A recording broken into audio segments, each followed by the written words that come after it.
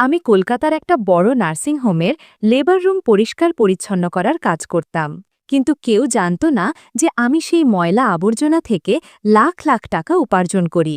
এটা শুনে আপনারও গায়ের রোম দাঁড়িয়ে যাবে যে ডেলিভারির সময় ডাক্তার ও নার্সরা কি এমন ফেলে দেয় যেটা এই পৃথিবীর সোনার দামে কিনতে রাজি। আমার নাম বীণা। ছোটবেলা থেকেই আমি শুধু দারিদ্র্য ও অভাব দেখেছি। আমার বাবা দিনমজুর ছিলেন, যিনি সারাদিন কঠোর পরিশ্রম করেও ঠিকমতো 2 বেলা খাবার জোগাতে পারতেন না। আমি তাদের একমাত্র মেয়ে। যখন বাবার স্বাস্থ্যের অবনতি হতে শুরু হল, তখন ঘরের উনুন কোনোদিন জ্বলত তো কোনোদিন জ্বলত না। তার কাশি বেড়ে গেল, শরীর দুর্বল হয়ে পড়ল এবং একদিন তিনি কাজ করা বন্ধ করে দিলেন। তখন মা সাহস দেখিয়ে নার্সিংহোমে পরিষ্কার পরিচ্ছন্নতার কাজ করতে শুরু করলেন, যেখানে আজ আমি কাজ করি। বেতন খুবই কম ছিল, ফলে আমাদের ভাঙাচোরা ঘরটা কোনো রকমভাবে চলছিল। বাবা অসুস্থতার সঙ্গে লড়াই করতে করতে একদিন মারা গেলেন, আর মা পুরোপুরি একা হয়ে গেলেন।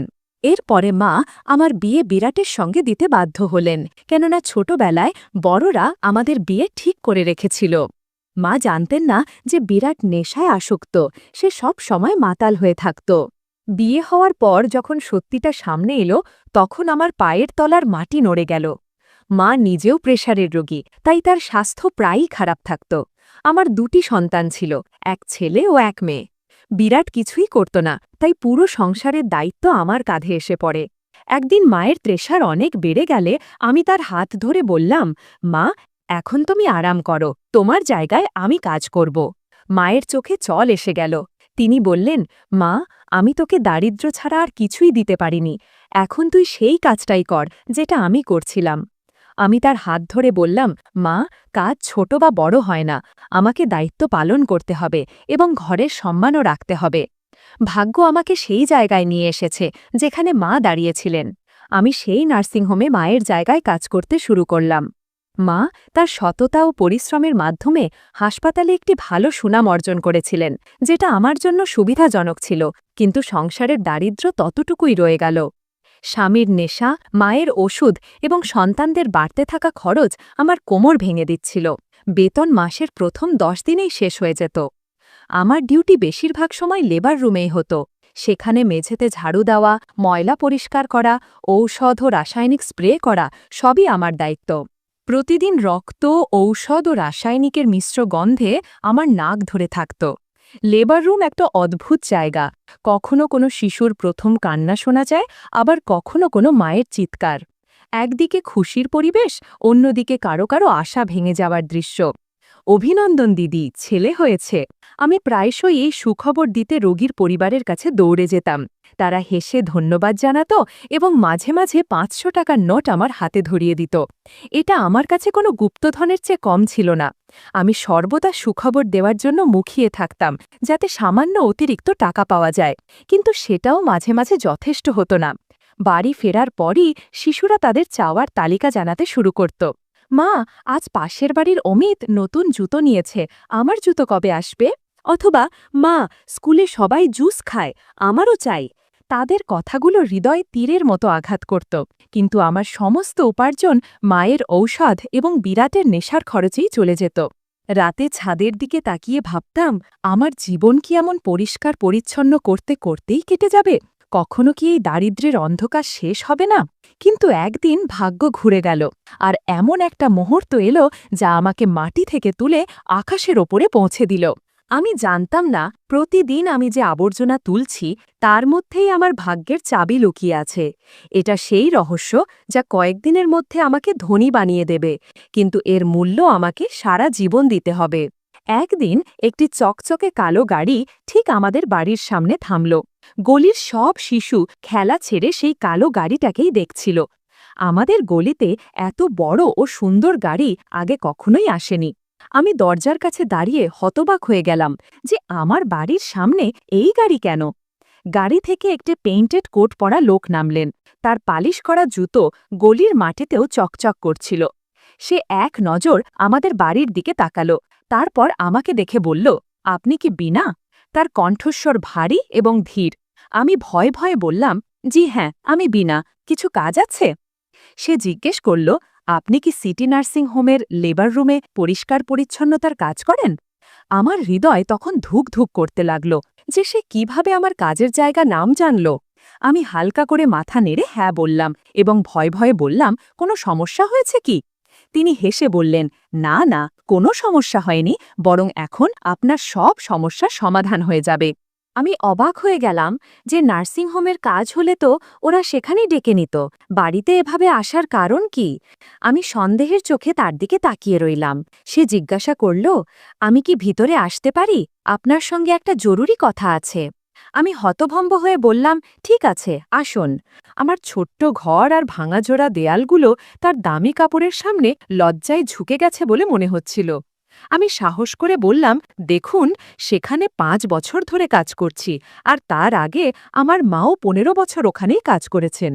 এই কথা শুনে তার চোখে এক ঝিলিক ফুটে উঠল এবং সে বলল, মানে আপনি নার্সিংহোমের ভেতরের অনেক কথাই জানেন, বিশেষত লেবার রুম সম্পর্কে?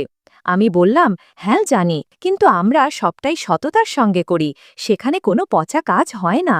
সে একটু ঝুঁকে বলল, সিরিয়াসলি? আমাদের ঠিক সেই সরলতারই ফায়দা তুলতে হবে। আপনি আমার কথা মতো সেখানকার আবর্জনা নিয়ে আসবেন, যা কয়েকদিনের মধ্যে আপনাকে কোটিপতি বানিয়ে দেবে।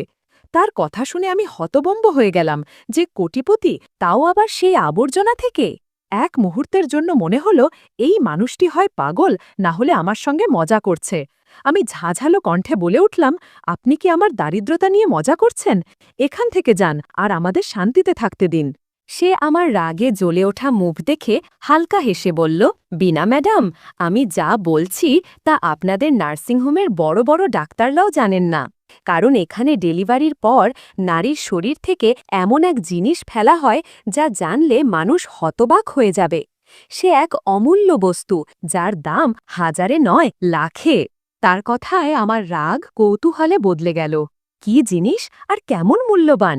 আমি জিজ্ঞাসা করলে সে হেসে বলল, আপনি তো প্রতিদিন আবর্জনা তোলেন, শুধু ওই আবর্জনার মধ্যেই এমন একটা জিনিস আছে যেটা আপনি আলাদা করে একটা প্যাকেটে রেখে দেবেন, আর কয়েকদিনের মধ্যেই আপনার ভাগ্যের চাকা ঘুরে যাবে। আমি অধীর আগ্রহে বললাম, ঠিক আছে, আমি রাখব, কিন্তু বলুন তো সেটা আসলে কি? সে তার পকেট থেকে একটা ভাঁজ করা কাগজ বের করে আমার হাতে দিয়ে বলল, কাল থেকে যে কোনো ডেলিভারির পর আপনি ওই আবর্জনা থেকে এই জিনিস আলাদা করে একটা ব্যাগে রেখে দেবেন, ঠিক আছে? আমি আবার আপনার সঙ্গে যোগাযোগ করব। এই বলে সে উঠে বাইরে চলে গেল, আর আমি হতবাক হয়ে তার গাড়ির দিকে তাকিয়ে রইলাম। কাঁপতে থাকা হাতে আমি কাগজটা খুলে পড়তে শুরু করলাম। তার ওপর শুধু একটি শব্দ লেখা, একটা মেডিকেল শব্দ, যেটা আমি কবে যেন নার্সদের মুখ থেকে শুনেছিলাম। আমি সেই শব্দটি বারবার পড়লাম, কিন্তু বুঝতে পারছিলাম না যে এই ফেলে দেওয়া জিনিস কিভাবে এত মূল্যবান হতে পারে, যা ডাক্তার ও নার্সরা ব্যবহার করা ব্যান্ডেজের সঙ্গে ফেলে দিচ্ছেন। আমার মস্তিষ্ক বলছিল এটা কোনো প্রতারণা, কোনো ফাঁদ, কিন্তু মন বলছিল যদি এর মধ্যে একটুও সত্যি থাকে তাহলে আমার এবং আমার সন্তানদের জীবন সম্পূর্ণভাবে বদলে যেতে পারে। সেই একটা শব্দ আমার ভিতরে লোভ আর ভয়ের একটি যুদ্ধ শুরু করে দিয়েছে, যার চূড়ান্ত সিদ্ধান্ত পরের দিন নার্সিংহোমের লেবার রুমে হবে। সেই রাত আমি একটুও ঘুমাতে পারিনি। কাগজে লেখা সেই শব্দটা বারবার মনে পড়ছিল। একদিকে আমার ভয় আমাকে সেই কাজটি করা থেকে থামাচ্ছিল, অন্যদিকে আমার পরিবারের বর্তমান পরিস্থিতি, শিশুদের ক্ষুধার্ত মুখ, মায়ের অসুস্থতা আমাকে সেই পথে ঠেলছিল। আমি উঠে কোণে ঘুমিয়ে থাকা আমার সন্তানদের দিকে তাকালাম। তাদের ফাটা কাপড় ও দুর্বল দেহ দেখে আমার ভিতরে যন্ত্রণা ছড়িয়ে পড়ল। আমি নিজেকেই ফিসফিস করে বললাম, না, আমি তোদের জীবন এভাবে নষ্ট হতে দেব না। যদি সেই আবর্জনার মধ্যেই আমার ভাগ্য লুকোনো থাকে, তবে আমি সেটি বের করব। এই চিন্তা মাথায় আসতেই আমার ভয় নিখোঁজ হয়ে তার জায়গায় জন্ম নিল এক অদ্ভুত সাহস। পরের সকালে আমি যখন নার্সিংহোমের জন্য প্রস্তুত হচ্ছিলাম, তখন আমার হৃদয় আগের চেয়ে আরও দ্রুত স্পন্দিত হচ্ছিল। যাই হোক, আমি আমার কাজের ব্যাগের মধ্যে একটা অতিরিক্ত পরিষ্কার ব্যাগ লুকিয়ে নিলাম। নার্সিংহোমে সবকিছু আগের মতোই ছিল, সেই একই করিডোর, সেই একই মানুষ, সেই একই দুর্গন্ধ, কিন্তু আজ সবকিছু আলাদা মনে হচ্ছিল। মনে হচ্ছিল প্রতিটি মুখ যেন আমাকে সন্দেহের দৃষ্টিতে দেখছে। বিনা, আজ তোমাকে বড় চুপচাপ লাগছে, সব ঠিক তো? পাশ দিয়ে হেঁটে যাওয়া সিস্টার নীলিমা জিজ্ঞেস করলেন। তিনি পুরনো এবং কঠোর স্বভাবের নার্স। আমি হঠাৎ চমকে উঠলাম এবং বললাম, জি সিস্টার, আমি ঠিক আছি, শুধু রাতে ঘুম হয়নি। তিনি বললেন, চলো কাজে মন দাও, আজ সকালে 3টা ডেলিভারি কেস এসেছে, লেবার রুম এখনই পরিষ্কার করতে হবে। তার কথা শুনে আমার আশা আরও বেড়ে গেল যে 3টা কেস মানে 3টা সুযোগ। আমি দ্রুত ঝাড়ু পোছা নিয়ে লেবার রুমের দিকে এগিয়ে গেলাম এবং নিজের কাজ শুরু করে দিলাম। বারবার দরজার কাছ দিয়ে ভেতরের দিকে তাকাচ্ছিলাম। সময় ধীরে ধীরে কাটতে লাগল এবং আমার অস্থিরতা ক্রমেই বাড়তে লাগল।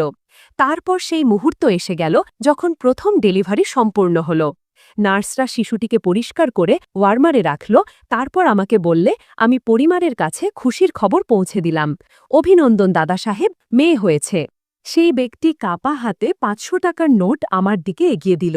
কিন্তু আজ আমার নজর এই নোটে ছিল না, বরং সেই আবর্জনার বাক্সে ছিল, যেখানে নার্স রক্ত ও রুই সহ অন্যান্য জিনিস ফেলে দিয়েছে, এবং সঙ্গে সেই মূল্যবান জিনিসও। ডাক্তার ও নার্সরা ঘর থেকে বের হতেই আমি দ্রুত পরিষ্কার করার অজুহাত দেখিয়ে ভেতরে ঢুকে পড়লাম। দরজা হালকা করে বন্ধ করলাম এবং তাড়াহুড়ো করে আবর্জনার বাক্সের দিকে এগিয়ে গেলাম। হাত কাঁপছিল, কপালে ঘাম জমে গিয়েছিল। আমি জীবনে কখনো চুরি করিনি, তাই এই কাজটা আমার কাছে পৃথিবীর সবচেয়ে কঠিন কাজ বলে মনে হচ্ছিল। কিন্তু সেই কথাগুলো বারবার আমার কানে প্রতিধ্বনি হচ্ছিল যে এটা তোমাকে কয়েক মাসের মধ্যে কোটিপতি বানিয়ে দেবে। আমি সেই জিনিসটি তুললাম এবং দ্রুত আমার লুকোনো ব্যাগে রাখলাম। ঠিক তখনই দরজা হঠাৎ খুলে একজন জুনিয়র নার্স ভেতরে প্রবেশ করল। সে বলল, ওহো বিনা, তুমি এখনও এটা পরিষ্কার করনি? তাড়াতাড়ি করো, আমাদের আরেকজন রোগীকে আনতে হবে। আমি প্রায় ধরা পড়ে গিয়েছিলাম, তাই ঝটপট সেই ব্যাগটা পাত্রের নিচে লুকিয়ে দিলাম এবং বললাম, আচ্ছা সিস্টার, 5 মিনিটের মধ্যে সব পরিষ্কার করে দিচ্ছি। তার চলে যাওয়ার পর আমার মনে একটু স্বস্তি এলো, কেননা প্রায় ধরা পড়ে গেছিলাম।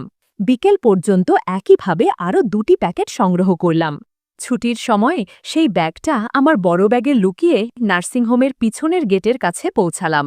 এই গেটটা সাধারণত ব্যবহার হয় না। আমি সেই গেটের কাছে দাঁড়িয়ে সেই নম্বরে কল করলাম, যেটা ওই লোকটা আমাকে দিয়েছিল। আমি দ্রুত হৃদয় বললাম, আমি পিছনের গেটে আছি। অন্যদিক থেকে কণ্ঠস্বর এলো, 5 মিনিটে পৌঁছাচ্ছি। ঠিক 5 মিনিটের মধ্যে সেই কালো গাড়িটা এলো, আর ওই ব্যক্তি গাড়ি থেকে নেমে আমার দিকে এগিয়ে এলো।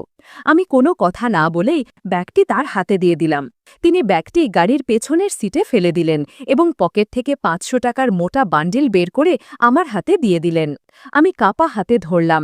জীবনে একসাথে এত টাকা কখনো দেখিনি। সম্ভবত 200টিরও বেশি নোট ছিল। এটা আমার পুরো বছরের বেতনের থেকেও বেশি। এত টাকা দেখে নিজের মনে মনে বললাম, সত্যি এটা আবর্জনা নয়, সোনা। গাড়িতে বসে এসে দ্রুত চলে গেল, আর আমি সেখানেই দাঁড়িয়ে নোটগুলো দেখছিলাম, আর আমার চোখে জল চলে এলো। সেই সময় আমি আমার ক্ষুধার্ত সন্তান, অসুস্থ মা এবং এক উজ্জ্বল আগামীর ছবি দেখতে পাচ্ছিলাম। আমি ঠিক সেই মুহূর্তে সিদ্ধান্ত নিয়ে নিলাম যে এখন থেকে এই কাজ আমি প্রতিদিন করব। নার্সিংহোম থেকে বাড়ি ফেরার পথে আমার মনে এক অদ্ভুত আনন্দ এসেছিল। জীবনে প্রথমবার আমি অনুভব করলাম আমি অবলা নই। বাড়ি যাবার আগে আমি সরাসরি সেই দোকানের স্টোরে গেলাম যেখান থেকে আমি সবসময় বাকিতে মায়ের ঔষধ নিতাম। সেখানে গিয়ে আমি বললাম, দাদা, মায়ের সুগার আর ব্লাড প্রেশারের ওষুধ দিন। দোকানদার আমাকে ওপর থেকে নিচ পর্যন্ত দেখে বলল, আগের 2000 টাকা শোধ করো, তারপরে ওষুধ পাবে। আমি রাগ করার পরিবর্তে শান্তভাবে আমার ব্যাগ থেকে 2000 টাকা বের করে বললাম, এই নাও তোমার 2000 টাকা, আর তাড়াতাড়ি ওষুধ প্যাক করে দাও। দোকানদারের চোখ বড় বড় হয়ে গেল এবং কণ্ঠস্বর বদলে সঙ্গে সঙ্গে বলল, আরে ঠিক আছে, দিচ্ছি, বসো একটু। আজ প্রথমবার আমি টাকার শক্তি সঠিকভাবে বুঝলাম। সেখান থেকে আমি ফল ও সবজির দোকানে গেলাম। এরপরে মুদিখানা থেকে পুরো মাসের খাবার সামগ্রী নিয়ে নিলাম। তারপরে কাপড়ের দোকানে গিয়ে সবার জন্য নতুন কাপড় এবং জুতো কিনলাম। 2 হাতে থলে ভরে বাড়ি পৌঁছালাম। এরপরে একে একে সমস্ত জিনিস বের করার পরে সবার মুখের প্রকৃত আনন্দ দেখে মনে হল আমি কোনো অপরাধ করিনি, বরং সবচেয়ে ন্যায়সঙ্গত কাজ করেছি। মা আমাকে পাশে নিয়ে এক কোণে বসালেন। তার মুখে আনন্দের সঙ্গে চিন্তাও ছিল। তিনি বললেন, বিনা, এইসব কিভাবে এলো? তুই কোথাও থেকে ঋণ নিসনি তো? আমরা গরিব, তাই ঋণ নিয়ে এসব করা ঠিক না। আমি বললাম, না মা, নার্সিংহোম থেকে বোনাস পেয়েছি। মা পুরোপুরি বিশ্বাস করেননি, কিন্তু চুপ করে থাকলেন এবং বললেন, ঈশ্বর তোর মঙ্গল করুন। ঠিক তখনই আমার স্বামী বিরাট, সম্ভবত কোনো কোণে ঘুমাচ্ছিল, শব্দ শুনে উঠে এলো। নতুন জিনিসপত্র এবং কাপড় দেখে তার চোখ জলজল করে উঠল। ওহ ওহ, কোথা থেকে এত মাল পেয়েছিস? যাক, ভালোই করেছিস। এবার আমাকে কিছু খরচের টাকা দে, বন্ধু অপেক্ষা করছে। আগে আমি তার কথায় ভয়ে টাকা দিতাম, কিন্তু আজ আমার মধ্যে নতুন বীণা জন্ম নিয়েছে। আমি ঠান্ডা স্বরে বললাম, কোনো টাকা পাবে না। এই টাকা বাচ্চাদের কাপড় এবং মায়ের ঔষধের জন্য, তোমার নেশার জন্য না। সে রেগে আমার দিকে লাফিয়ে এলো এবং বলল, তোর সাহস হয় কিভাবে আমার কথার উত্তর দেওয়ার? আমি তার চোখে চোখ রেখে বললাম, সাহস আসে টাকার জোরে। এই বলে ৫০০ টাকার একটা নোট তার দিকে ছুঁড়ে দিলাম এবং বললাম, নাও, আর কালকের আগে আমাকে তোমার মুখ দেখাবে না। সে কিছুক্ষণ আমার দিকে রাগী চোখে দেখল, তারপর নোট তুলে বিড়বিড় করতে করতে বাড়ি থেকে চলে গেল। আজ আমি শুধু টাকা ইনকাম করিনি, বরং আমি নিজের হারানো আস্থা ফিরে পেয়েছি। সেই দিন থেকে এটি আমার প্রতিদিনের কাজ হয়ে গেল। এখন আমার উদ্দেশ্য শুধু নার্সিংহোমে পরিষ্কার করা নয়, বরং আমি শিকারের অপেক্ষায় শিকারীর মতো লেবার রুমের বাইরে হেঁটে বেড়াই। প্রথম দিনের ভয় এখন অভ্যাসে পরিণত হয়ে গেছে। এখন আমি জানি কখন কোন রুমে যেতে হবে, কিভাবে নার্সদের নজর এড়িয়ে এই কাজ করতে হবে। এখন সেই আবর্জনা আমার কাছে ময়লা নয়, বরং ধনসম্পদের বাক্স হয়ে গেছে। প্রতিদিন সন্ধ্যায় আমি হাসপাতালের পিছনে সেই কালো গাড়ির লোকটাকে ব্যাগ দেই, আর সে আমাকে নোটের বান্ডিল দেয় এবং আমরা দুজনে কিছু না বলে আলাদা হয়ে যাই। কয়েক সপ্তাহের মধ্যেই আমার বাড়ির অবস্থা পুরোপুরি বদলে গেল। ফাটা খাটের জায়গায় নতুন বিছানা এলো, শিশুরা ভালো খাবার খাচ্ছে এবং ভালো পোশাক পরছে। মায়ের অবস্থা এখন অনেক ভালো। কিন্তু এই পরিবর্তন শুধু বাড়িতেই সীমাবদ্ধ থাকেনি, বরং প্রতিবেশীরাও লক্ষ্য করতে শুরু করেছে। এক প্রতিবেশী একদিন বলল, মনে হচ্ছে তুমি কোনো লটারি পেয়ে গেছ। আমি শুধু হাসতাম। আমি জানতাম সবাই আমার দিকে সন্দেহের চোখে তাকিয়ে আছে। তাদের ফিসফিসানি, মায়ের উদ্বিগ্ন চোখ, সব কিছুই আমি অনুভব করতাম। কিন্তু টাকার নেশা আমার মাথায় চড়ে গেছিল। টাকা অদ্ভুত জিনিস। যখন থাকে না তখন কেউ সম্মান দেয় না, আর যখন আসে তখন মানুষ নিজের আসল মর্যাদা ভুলে যায়। আমার সাথেও এমনটাই হলো। আমি আর সেই পুরনো ভীত বিনা নই, যে প্রত্যেকের সামনে হাত জোড় করে নম্রভাবে কথা বলবে, বরং এখন আমার চলনে আত্মবিশ্বাস আর কণ্ঠে দৃঢ়তা এসেছে। আমি ঝুপড়ি ছেড়ে সেই এলাকাতেই একটা ছোট কিন্তু সুন্দর ঘর ভাড়া নিলাম। ঘরে ফ্রিজ, টিভি এবং প্রয়োজনীয় সবকিছু রয়েছে। আমার শিশুরাও এখন গলির অন্য শিশুদের মতো ভালো কাপড় পরে। আমি হাসপাতালের কাজ ছাড়িনি, কেননা আমার আসল ধন তো সেখানেই। আমি প্রায়ই নার্সদের ও স্টাফদের জন্য ভালো ভালো খাবার কিনে নিয়ে যেতাম, আবার কখনো কাউকে সামান্য টাকা দিয়ে সাহায্যও করে দিতাম। আমার এই আচরণ সবাইকে আশ্চর্য করেছিল, কিন্তু কেউ সরাসরি জিজ্ঞেস করার সাহস পায়নি। একদিন এক ওয়ার্ড বয় চা খেতে খেতে আমার সাথে ঠাট্টা করে বলল, বীণা দিদি, কি জাদুর বাক্স পেয়েছেন যে দিন দিন আপনি আরও ধনী হচ্ছেন? আমি হাসি মুখে বললাম, পরিশ্রম করি, তাই ভগবান ফল দেন। তুমিও পরিশ্রম করো, তোমারও হবে। যদিও ভেতরে ভেতরে আমি এক অজানা ভয়ের সঙ্গে জীবন কাটাচ্ছিলাম। রাতে অল্প আওয়াজেও চোখ খুলে যেত। হাসপাতালের কেউ আমার দিকে তাকালে হৃদয়টা ধক করে উঠত। সব সময় মনে হতো কেউ যেন আমার পিছু নিয়েছে। একদিন হঠাৎ হেড নার্স মিস শর্মা ভেতরে ঢুকলেন। তিনি নিয়মকানুনের ব্যাপারে ভীষণ কঠোর ছিলেন। তার আশায় পুরো স্টাফ ভয়ে কাঁপত। তিনি এসেই সুর চড়িয়ে বললেন, বীণা, এই ডাস্টবিনটা এখনো ভর্তি কেন? তুমি জানো না এতে ইনফেকশন ছড়াতে পারে? সেই মুহূর্তে আমার ব্যাগটিও ডাস্টবিনের মধ্যে লুকানো ছিল। আমি ঘাবড়ে গিয়ে বললাম, জি ম্যাডাম, আমি বাইরে ফেলতে যাচ্ছিলাম, কিন্তু অন্য এক রোগীর অবস্থা খারাপ হওয়ায় তাকে সাহায্য করতে চলে গিয়েছিলাম। তিনি সন্দেহের চোখে আমাকে দেখলেন এবং বললেন, গত কয়েকদিন থেকেই কাজের প্রতি তোমার মনোযোগ কমে গেছে। দেখো, এটা তোমার বাড়ি না, এটা হাসপাতাল। এখানে একটুখানি ভুলও কারো প্রাণহানির কারণ হতে পারে।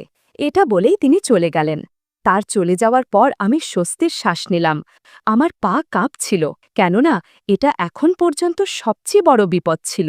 তার কথা আমাকে আরও সাবধান করে দিল, কিন্তু আমার লোভ কমেনি। কেননা অর্থ আমাদের ঘরের পরিবেশ বদলে দিয়েছে।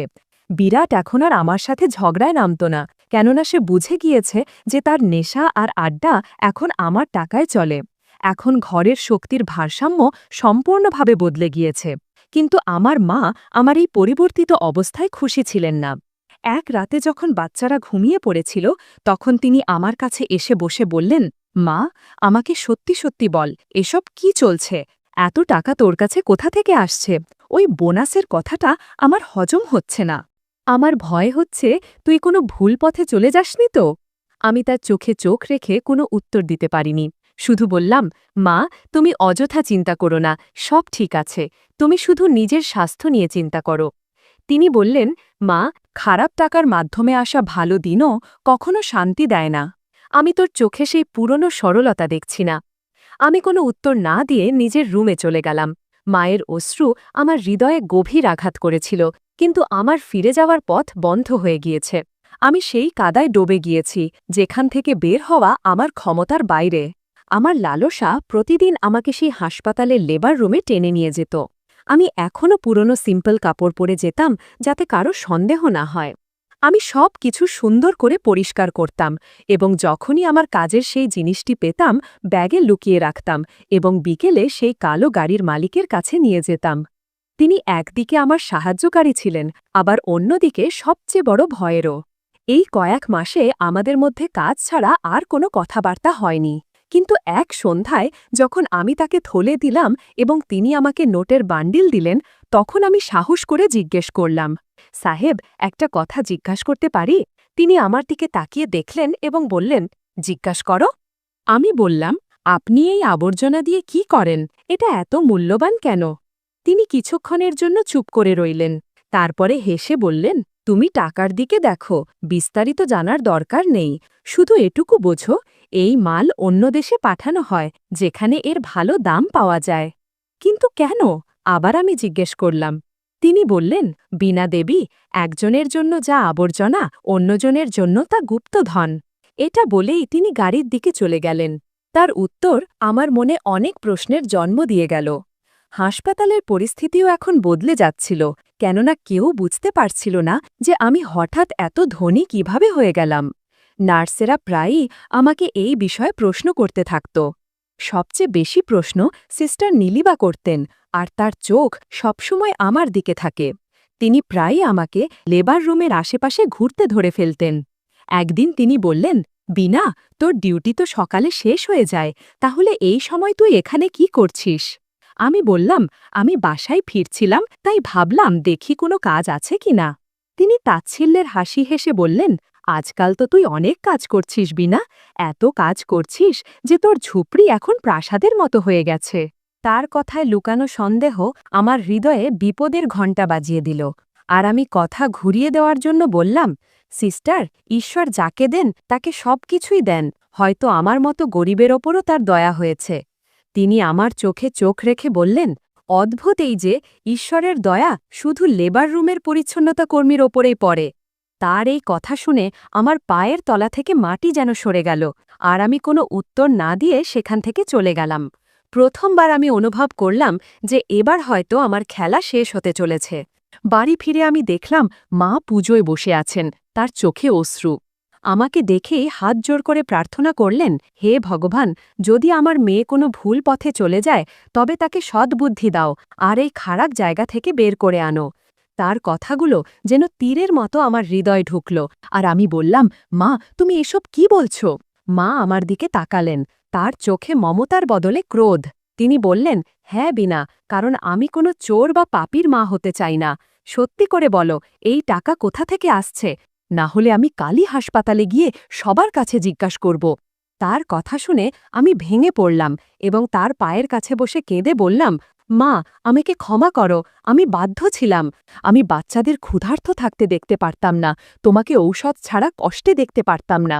মা কঠোরভাবে বললেন, বাধ্যতা মানুষকে পাপ করায় না বীণা, লোভ করায়। সেই রাত আমি ঘুমাতে পারিনি। মায়ের কথা, সিস্টার নীলিমার সন্দেহপূর্ণ নজর এবং সেই কালো গাড়ির লোকটার কথা সবই আমার মাথায় ঘুরছিল। পরের দিন আমি ভারাক্রান্ত মনে হাসপাতালে পৌঁছালাম। আমি ঠিক করেছিলাম যে আজ শেষবার এই কাজ করব এবং সেই মানুষটাকে স্পষ্টভাবে বলে দেব যে আমি আর এই কাজ করব না। আমার কাছে এত টাকা হয়ে গেছে যে এখন আমি সহজেই ছোটখাটো একটা কাজ শুরু করতে পারি। তারপর আমি লকার খুলে ইউনিফর্ম বের করতে গেলে সেখান থেকে একটা মোড়ানো কাগজ পড়ল। আমার হৃদয় থমকে গেল আর আমি কাপা হাতে কাগজটা খুললাম। তাতে লেখা ছিল, আমি জানি তুমি আবর্জনা থেকে কি বের করছো। এটা পড়ে এক মুহূর্তের জন্য শ্বাস থমকে গেল, পায়ের তলার মাটি যেন সরে গেল। কে এটা লিখেছে? কে আমার রহস্য জেনে গেছে? হেড নার্স মিসেস শর্মা, নাকি অন্য কেউ? নাকি কেউ আমার সঙ্গে মজা করছে, নাকি সিস্টার নীলিমা? কে হতে পারে? আমি কাগজটা মুঠোয় চেপে ধরে এমন ভাব দেখানোর চেষ্টা করলাম যেন কিছুই হয়নি, কিন্তু ভেতরে ভেতরে সারা দেহ কাঁপছিল। ইউনিফর্ম বদলে আমি কাজে লেগে গেলাম। চোখ বারবার সিস্টার নীলিমাকে খুঁজে বেড়াচ্ছিল, কিন্তু তিনি বাকি নার্সদের সঙ্গে হেসে হেসে কথা বলছিলেন। তার মুখ একদম স্বাভাবিক। আজ আমি লেবার রুমের দিকে যাওয়ার সাহসই পেলাম না। পাশের অন্য এক ওয়ার্ডে পরিষ্কারের কাজ করলাম। তবু সবসময় মনে হচ্ছিল কেউ যেন আমার পেছনে তাকিয়ে আছে, যেন কারো নজর আমার ওপরে। হাসপাতালের এই ব্লিডিংটা আজ যেন আমার কাছে জেলের মতো মনে হচ্ছিল। ডিউটি শেষ হতেই আমি কাপড় বদলে দ্রুত বেরিয়ে পড়লাম।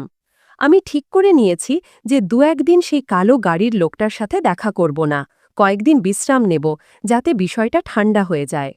হাসপাতালের পেছনের সেই দীর্ঘ অন্ধকার গলি দিয়ে যাচ্ছিলাম। হঠাৎ পিছন দিক থেকে কণ্ঠ শোনা গেল, বিনা। আমি পেছনে ফিরে দেখি সিস্টার নীলিমা দাঁড়িয়ে, তার চেহারা একেবারে গম্ভীর। থামো বিনা, তোমার সাথে আমার কিছু কথা আছে। আমার রক্ত জমে গেল। তারপরেও আমি বললাম, সিস্টার, ডিউটি তো শেষ, তাই বাড়ি যাচ্ছি। তিনি বললেন, ডিউটি হয়তো শেষ হয়েছে, কিন্তু তোমার বিশেষ কাজটা তো এখনও বাকি, তাই না? ঠান্ডা গলায় তিনি এই কথাটি বললেন, আর আমি বুঝে গেলাম বাঁচার কোনো পথ নেই। আমি চুপচাপ মাথা নামিয়ে দাঁড়িয়ে রইলাম। তিনি বললেন, গতকালও তোমাকে আমি হাসপাতালের পেছনে সেই কালো গাড়ির লোকটার সাথে দেখেছি। সে কে, আর সে কেন সামনে দরজা দিয়ে আসে না? আমি কেঁদে ফেললাম এবং বললাম, সিস্টার, দয়া করে কাউকে বলবেন না। আমি শেষ হয়ে যাব, আমার বাচ্চারা অনাথ হয়ে যাবে। তিনি আমার কাছে এসে কৌতূহল নিয়ে বললেন, আমি কাউকে বলবো না, কিন্তু তুমি একদম সত্যিটা বলো, ওই প্যাকেটে কি রাখো? আমি আমতা আমতা করে বলতে শুরু করলাম, সিস্টার, আপনারা যখন কোনো মহিলার ডেলিভারি করেন, তখন ডেলিভারির পরে যে ঝিল্লি বের হয় সেই বর্জ্যটা তারা নিয়ে নেয়। সিস্টার নীলিমার মুখে তৎক্ষণাৎ তীব্র ঘৃণা আর বিস্ময় দেখা গেল এবং তিনি বললেন, তুমি পাগল নাকি বিনা? ওটা তো আবর্জনা, অকেজো একটা অংশ, কে কিনবে ওটা? আমি ধীর কণ্ঠে বললাম, আমি জানি না সিস্টার, শুধু ওই লোকটি বলেছিল এটা খুব মূল্যবান। তিনি বলেছিলেন যে সেই ঝিল্লি দিয়ে বড় বড় কোম্পানি ক্রিম এবং ইনজেকশন তৈরি করে। সেই ক্রিম ব্যবহার করে ধনী মহিলারা তাদের বলিরেখা কমাতে এবং তরুণী দেখাতে চেষ্টা করে। এই প্লেসেন্টটা সেই অ্যান্টি এজিং ক্রিমে ব্যবহার করা হয়। সিস্টার নীলিমার মুখে এখন নীরবতা। তিনি এমন সত্য শুনেছেন যেটা তিনি কখনো কল্পনাও করেননি। তিনি ভাবতেও পারেননি যেটা তিনি প্রতিদিন ময়লা ভেবে ফেলে দেন তা আসলে লাখ লাখ টাকার সোনা, যা এক মহিলার শরীর থেকে বের হয়ে অন্য মহিলার মুখের সৌন্দর্য বাড়াতে ব্যবহৃত হয়। সিস্টার নীলিমার চোখে সন্দেহ ও বিস্ময়ের তরঙ্গ একসাথে দৌড়াচ্ছিল, যা প্রতি মুহূর্তে পরিবর্তিত হচ্ছিল। আমি আমার ভাগ্য নির্ধারণের অপেক্ষায় তার পায়ের কাছে বসে রইলাম। এখন তিনি ম্যানেজমেন্টকে ডাকবেন, আর আমার সব শেষ হয়ে যাবে, এই চিন্তাই বারবার আমার মনের মধ্যে ঘুরছিল। কিন্তু তিনি সামনের দেয়ালের দিকে একদৃষ্টে চেয়ে রইলেন, যেন কোনো গভীর চিন্তায় ডুবে আছেন। অবশেষে তিনি নীরবতা ভেঙে বললেন, তুমি বলছো যে এই জিনিস বয়স কমায়? আমি কাঁদতে কাঁদতে চুপচাপ মাথা নাড়লাম। এরপরে তিনি বললেন, ওই লোক প্রতিটি ব্যাগের জন্য কত টাকা দেয়? তার প্রশ্ন আমাকে বিস্মিত করে দিল, কিন্তু তারপরেও আমি ভয়ে ভয়ে সব কথা বলতে শুরু করলাম। সিস্টার, তিনি প্রতিটি ব্যাগের জন্য ৫০ থেকে ৬০,০০০ টাকা দেন। যেদিন বেশি কেস হয় সেদিন ১ থেকে ১.৫ লাখ পর্যন্ত হয়ে যায়। দিনে ১ থেকে ১.৫ লাখ টাকা? এই কথাটা তার মুখ থেকে ফিস করে বের হল। হঠাৎ আমি তার চোখে সেই লোভ দেখলাম যেটা মাসখানেক আগে আমি নিজের মধ্যে দেখেছিলাম। আমি অনুভব করলাম তার মনের মধ্যেও সেই একই লড়াই চলছে, যেটা একসময় আমার মনের মধ্যেও ছিল। তিনি কঠোর এবং সৎ নার্স ছিলেন, কিন্তু হয়তো তার চাহিদা তার কঠোরতার চেয়ে বড়। হয়তো তারও কিছু অসম্পূর্ণ স্বপ্ন ছিল, যা তার ছোট বেতনে পূরণ করা সম্ভব নয়। দীর্ঘ এক নীরবতার পর তিনি গভীর নিঃশ্বাস নিলেন এবং আমার দিকে তাকালেন। তার চোখে এখন করুণাও নেই, রাগও নেই, শুধুই এক ঠান্ডা লোভী ঝিকমিক। ওঠো বিনা, চোখ মুছে নাও, তোমার কোনো শাস্তি হবে না। আমি হতভম্ব হয়ে তার দিকে তাকিয়ে রইলাম। আগামীকাল থেকে এই কাজ আর তুমি একা করবে না। তার এই কথাটি আমার কাছে শকের মতো ছিল। এরপরে সিস্টার নীলিমা উঠে দাঁড়িয়ে আমার হাত ধরলেন এবং বললেন, এখন কাদা বন্ধ করো। তুমি এই রকম দুর্বলভাবে কাজ করলে একদিন ধরা পড়ে যেতে। তবে এখন আর এমন হবে না। আমি নিজে সেটা তুলে নিয়ে মেডিকেল স্টোররুমের এক কোণে রাখব। ওখানে ওটা নিরাপদ থাকবে, কেননা ওখানে কেউ যায় না। তোমাকে বারবার লেবার রুমের বাইরে দাঁড়িয়ে থাকতে হবে না। ছুটির সময় স্টোররুম থেকে প্যাকেটগুলো নিয়ে বাইরের ওই লোকটাকে দিয়ে দেবে, বুঝলে? তার কথাগুলো শুনে আমি হতভম্ব হয়ে গেলাম। যে মহিলাকে আমি সবচেয়ে বেশি ভয় পেতাম, তিনি এখন আমাকে সেই অনৈতিক কাজটি আরও নিরাপদভাবে করার উপায় শিখিয়ে দিচ্ছিলেন। তার কথায় ধীরে ধীরে পুরো খেলাটা আমার সামনে পরিষ্কার হয়ে উঠল। এটা কোনো করুণা নয়, এটা একটা অংশীদারিত্বের প্রস্তাব। তিনি আমার বাধ্যতা আর ভয়কে নিজস্ব উন্নতির উপায় করে নিতে চাইলেন। কিন্তু সিস্টার, এটা তো অপরাধ।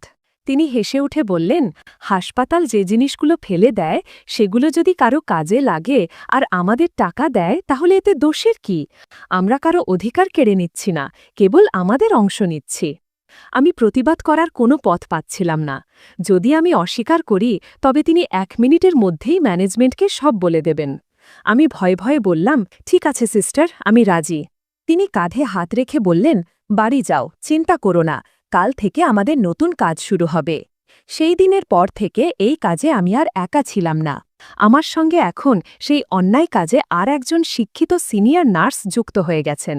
আমি জানতাম না এই খারাপ সঙ্গ কোথায় শেষ হবে, কিন্তু এটা নিশ্চিত ছিল যে ঝুঁকি এবং উপার্জন দুটোই দ্বিগুণ হয়ে গেছে। সিস্টার নীলিমার ক্ষমতা ও হাসপাতালের সিস্টেমের জ্ঞানের কারণে আমাদের কাজ এখন বেশি পরিচ্ছন্ন এবং কম ঝুঁকিপূর্ণ হয়ে উঠেছে। তিনি জানতেন কোন সময় কোন করিডর ফাঁকা থাকে, কোন ডাক্তারের ডিউটি কখন বদলায় এবং কোন স্টোররুমের চাবি কোথায় থাকে। এখন আমার দিনভর লেবার রুমের বাইরে দাঁড়িয়ে থাকার আর কোনো দরকার ছিল না। সিস্টার নিজেই মালপত্র নিরাপদ জায়গায় নিয়ে রাখতেন, আর আমি ছুটির সময় ওই কালো গাড়ির মালিককে দিয়ে দিতাম। আমরা সিদ্ধান্ত নিলাম, মোট আয়ের 40% সিস্টার নীলিমার আর 60% আমার, কারণ বাইরের লোকের সঙ্গে যোগাযোগ এবং ঝুঁকিটাও আমার ওপরেই বেশি ছিল। কয়েক দিনের মধ্যে আমি একটি ছোট গাড়ি কিনে ফেললাম। আমার সন্তানেরা শহরের ভালো স্কুলে ভর্তি হল। মায়ের চিকিৎসার জন্য শহরের নামী ডাক্তারের সঙ্গে অ্যাপয়েন্টমেন্ট করে নিলাম। তবু মা আমার এই বদলে যাওয়া জীবন নিয়ে সুখী ছিলেন না। তার চোখে আমাকে নিয়ে সব সময় দুঃখ আর ভয় লুকিয়ে থাকত। অন্যদিকে সিস্টার নীলিমার জীবনেও বড় বদল এসেছে। তিনি পুরনো মোটরসাইকেলটি বিক্রি করে একটি ছোট গাড়ি কিনেছেন। এখন তিনি দামি পোশাক আর ব্র্যান্ডেড ঘড়ি পরে বেড়াচ্ছেন। তার এই হঠাৎ বদল সবাই লক্ষ্য করছিল এবং বলছিল, নীলিমারও যেন লটারি লেগে গেছে। আমাদের সম্পর্ক এখন শুধু ব্যবসায়িক ছিল। আমরা কাজ করতাম, হিসাব করতাম এবং পরের প্ল্যান বানাতাম। লোভ আমাদের দুজনেরই মাথা নাড়িয়ে দিয়েছিল। একদিন সিস্টার বললেন, বিনা, ওই লোকটা আমাদের কম টাকা দেয়।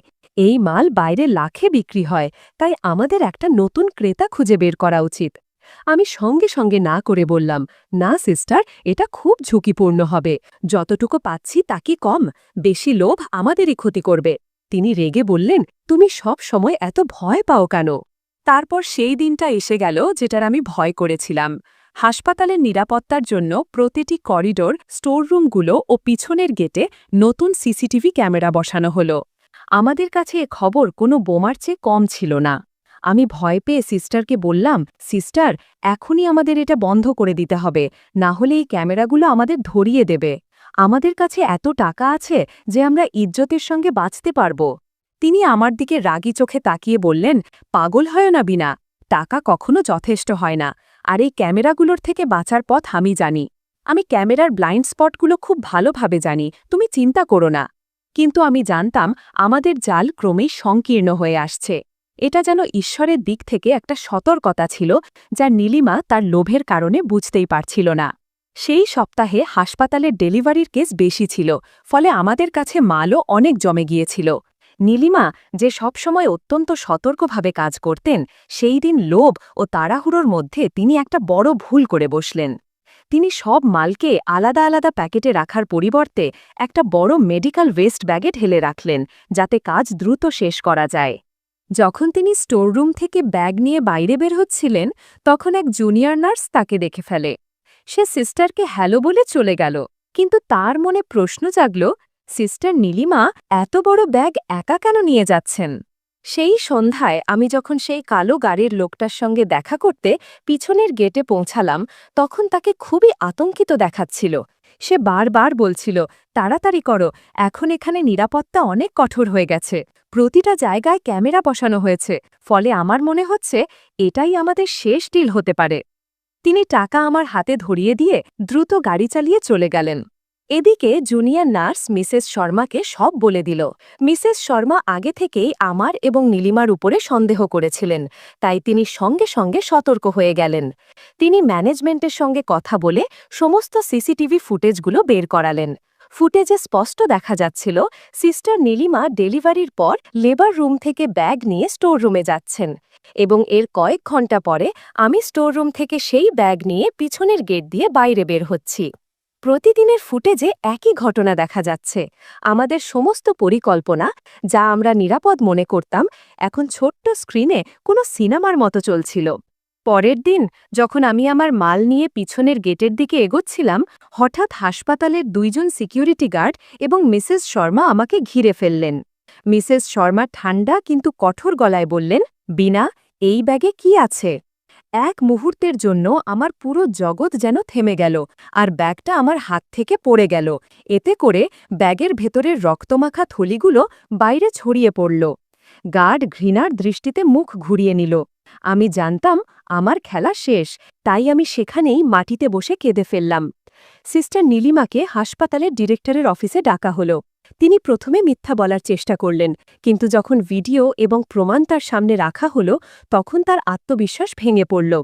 পুলিশ ডাকা হলো এবং এই কেলেঙ্কারি পুরো শহরে আগুনের মতো ছড়িয়ে পড়ল। কালো গাড়ির মালিকের কোনো খোঁজ পাওয়া গেল না। ঝুঁকি অনুভব করতেই সে এমনভাবে অদৃশ্য হয়ে গেল যেন কখনো ছিলই না। এই পুরো ঘটনায় শুধু আমরা ফেঁসে রইলাম। মামলা চলতে লাগল। সিস্টার নীলিমা, যিনি শিক্ষিত এবং সিনিয়র নার্স ছিলেন, তার পেশাকে কলঙ্কিত করার অপরাধে তার বেশি শাস্তি হল।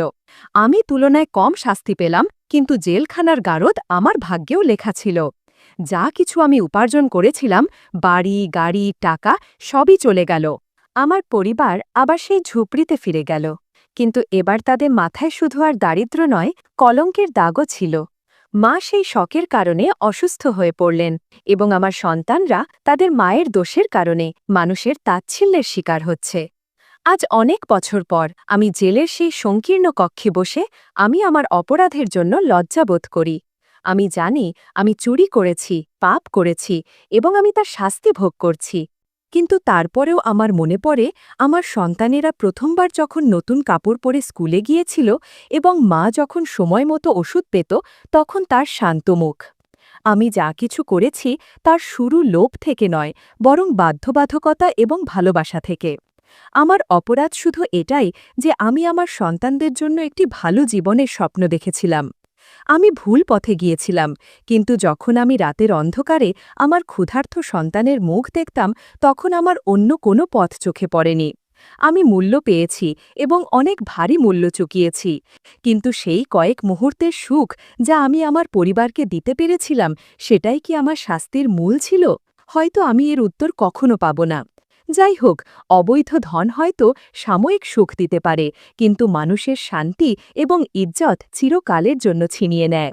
তাহলে বন্ধুরা, এই গল্পটি আপনাদের কেমন লাগল? অনুগ্রহ করে কমেন্টে জানাবেন। ধন্যবাদ।